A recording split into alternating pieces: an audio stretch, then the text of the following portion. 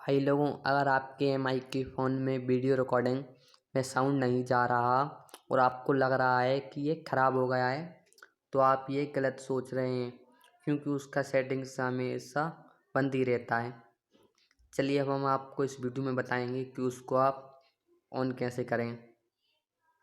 पहले टूल्स पे जाएं। टूल्स पे जाने के बाद आपको यहाँ पे दिख रहा होगा कि स्क्रीन रिकॉर्डर लिखा है। स्क्रीन रिकॉर्डर पर क्लिक करें। स्क्रीन रिकॉर्डिंग पर क्लिक करने के बाद आपको कोने पे लिखा हुआ होगा सेटिंग, यानी कि सेटिंग का चिन्ह होगा, उस पर क्लिक करें। उस पर क्लिक करने के बाद यहाँ पर लिखा है चौथे नंबर पे साउंड सोर्स। साउंड सोर्स पे क्लिक कीजिए। वैसे मैं इससे वीडियो बना रहा हूँ तो ये खुलेगा नहीं, तो हम आपको स्क्रीनशॉट पे ले चलते हैं।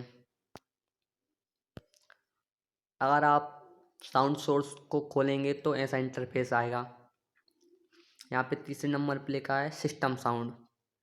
इसकी वजह से वीडियो रिकॉर्डिंग में साउंड नहीं जानता है, इसलिए आपको माइक पे कर लेना होगा।